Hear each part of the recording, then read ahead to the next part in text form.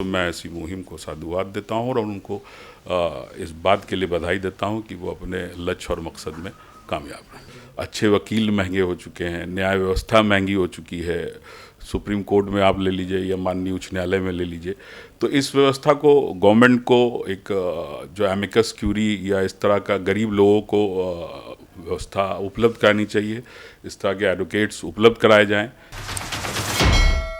नमस्कार, मैं नूर। आप देख रहे हैं आईपा यानी all India progressive politics association, एक ऐसा संगठन जो बात करता है कि राजनीति को प्रोग्रेसिव कैसे किया जाए, यानी वे सभी मुद्दे जो जनता के मुद्दे हैं, जन सरोकार के मुद्दे हैं, उन मुद्दों को उजागर कैसे किया जाए। देश में राजनीति तो होती है, लेकिन राजनीति धर्म और जात पे होती है, हिंदू और मुस्लिम पे होती है। राजनीति विकास के मुद्दों पे नहीं होती। तो आज इसी कड़ी में हमारे साथ मौजूद है senior advocate M A Ansari. तो सबसे पहले अंसारी जी, आपका आईपा के मंच पर बहुत बहुत स्वागत है। जी, आपका भी बड़ा स्वागत है कि आपने मुझे इतने गंभीर मुद्दे पे आमंत्रित किया, तो धन्यवाद आपका। आप एक वकील हैं। जैसे ही वकील और अदालत का नाम सुनते हैं, जहन में एक लफ्ज़ आती है तारीख़। हर जगह पे आती है तारीख़। तो ये क्या है, तारीख़ क्या है? और सवाल ये है सबसे पहला आपसे कि जब भी कोई मुकदमे होते हैं, अदालत में जाते हैं, तो एक ही चीज़ मिलता है, तारीख़। तो इसीलिए हम पूछते हैं तारीख़ है क्या ये? नहीं, आपने तो सनी देओल की उस फिल्म का डायलॉग जो है तारीख पे तारीख। एक्चुअली जो पूरी व्यवस्था है लिटिगेशन, भारतवर्ष एक बहुत बड़ा देश है और हर व्यक्ति जो है वो अदालत की तरफ अपने न्याय के लिए देख रहा है, संविधान की तरफ देख रहा है।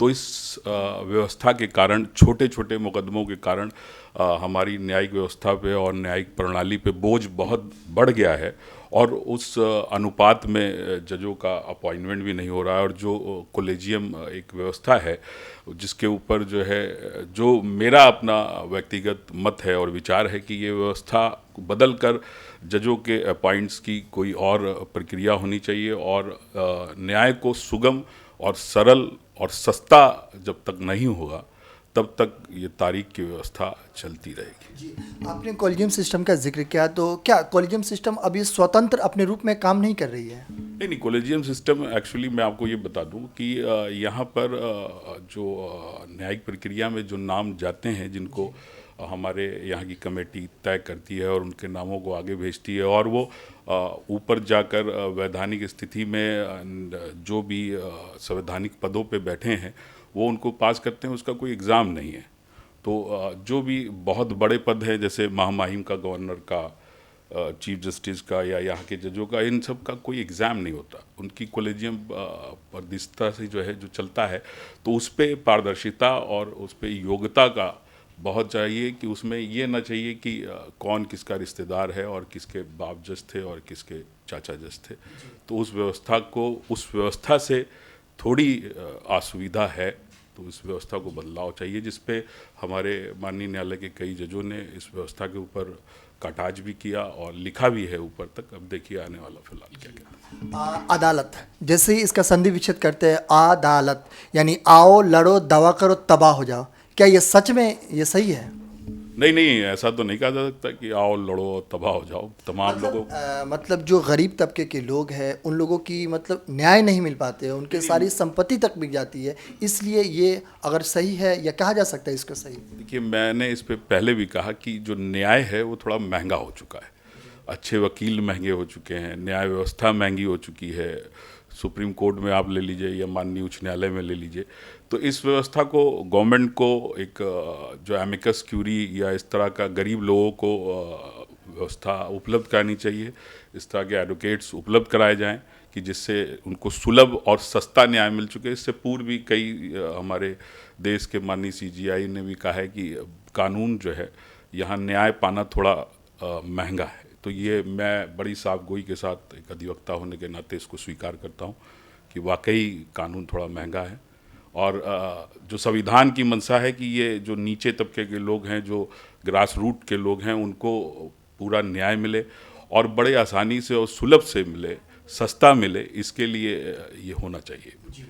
अगर वर्तमान की राजनीतिक व्यवस्था की बात करें तो इन राजनीतिक व्यवस्था से आप कितना संतुष्ट हैं या इसमें फिर प्रोग्रेसिव बदलाव चाहते हैं? देखिए, राजनीतिक व्यवस्था एक तो क्षेत्रीय राजनीति में बदल चुकी है। सब तमाम राजनीतिक दल जो है वो अपने घोषणा पत्रों से ईतर हो जाते हैं, और जब मैनिफेस्टो अपना भूल जाते हैं, जब वो कहीं पे लड़ते हैं तो उस क्षेत्रीय राजनीति और जातिगत राजनीति उनके ऊपर हावी हो जाती है। और जो मैनिफेस्टो में जो घोषणाएं होती हैं, लुभावने वादे होते हैं, या जो बात राजनीतिक दल करना चाहते हैं, वो कथनी और करनी में उनके बहुत अंतर हो जाता है। तो मैं तो ऐसी पार्टी को समर्थन करूंगा और ऐसे प्रत्याशी को समर्थन करूंगा जो क्षेत्र की, देश की, प्रदेश की समस्या को ले जाकर सॉल्व करे और हमको विश्व पटल पे विश्व गुरु के रूप में इस भारत देश को स्थापित करे। तो मैं ऐसे ही पार्टी का समर्थन करता हूँ। एक है दल बदल कानून।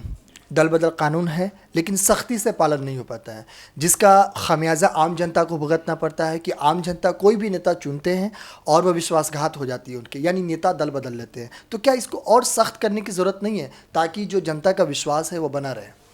देखिए, एक जो चुनावी ये प्रक्रिया है और एक वोट बहुत महंगा पड़ता है। हर 5 साल पर जब चुनाव ये महापर्व आता है तो एक बहुत बड़ा देश का बजट जो है इसमें इस्तेमाल होता है, जो टैक्सेस और आम जो नागरिक होता है उसका पैसा होता है। तो दल बदल कानून या इधर उधर से लोगों को जाने से वो सरकारें गिर जाती हैं, या फिर एक आपातकालीन चुनाव या एक उस सीट पे फिर देखना पड़ता है, तो ये तो बहुत गलत बात भी है। और रही बात, क्योंकि सारे कानून उस महापंचायत संसद भवन में बनते हैं और उसमें वही नेता भी इन्वॉल्व हैं, तो वो अपने लिए बहुत सख्त कानून क्यों बनाएंगे, इस पे भी हम बुद्धिजीवियों को आवाज़ उठाना है। जैसा आपका ये सवाल बहुत ही ठोस भी है और हित में भी है, तो बिल्कुल इसके लिए सख्त कानून बनना चाहिए और उनकी सदस्यता तत्काल जो है निलंबित कर देनी चाहिए। ऐसा एक चीज़ देखा गया है कि जब भी चुनाव आते हैं भावनात्मक मुद्दे हावी हो जाते हैं, विकास के मुद्दे गायब हो जाते हैं। तो कोई ऐसा कानून नहीं हो जहाँ पे सिर्फ विकास की बातें हो, ये भावनात्मक मुद्दे या बरगलाने या फुसलाने वाली मुद्दों को दूर किया जा सके। देखिए, भावनाएं तो कहीं रोकी नहीं जा सकती। भावनाएं दिल और दिमाग से होती हैं। भावनाएं बड़ा इनर सेक्शन होता है आदमी के, मनुष्य के शरीर का। हाँ, आप ये कह रहे हैं कि बरगलाने, फुसलाने और इस तरह का है, तो इस पे बहुत सख्ती से चुनाव आयोग को देखना चाहिए कि झूठे वादे नहीं होने चाहिए।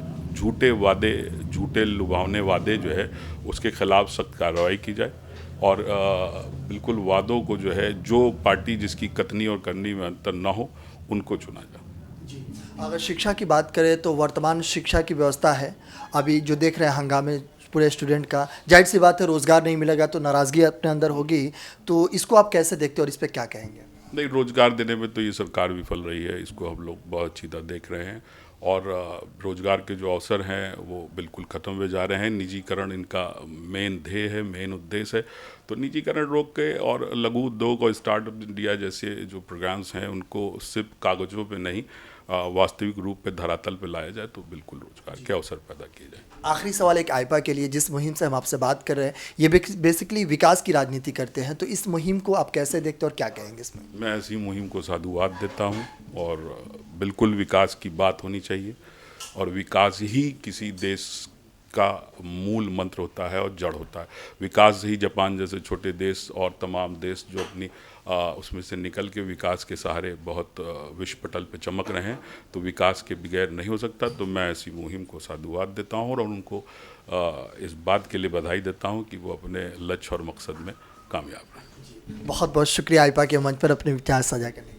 धन्यवाद। तो यह है एम ए अंसारी जो सीनियर एडवोकेट है, जिन्होंने काफ़ी बेबाकी अंदाज में न्यायिक प्रक्रिया पर उन बारीकियों पर गौर बातें की जिन बारीकियों को समझना बेहद ज़रूरी है। बाकी राजनीति में बहुत सारी कुरीतियाँ अभी विद्यमान हैं, इनको दूर करने की ज़रूरत है। भावनात्मक मुद्दे या फिर रिझाने लिभाने वाले जो मुद्दे होते हैं इन पर सख्ती से कानून बनने की ज़रूरत है। दल बदल जैसे जिससे जनता का विश्वासघात होता है, इनको भी दूर करने की ज़रूरत है। बाकी ऐसे ही तमाम अपडेट्स के लिए आप बने रहिए और देखते रहिए आईपा। नमस्कार।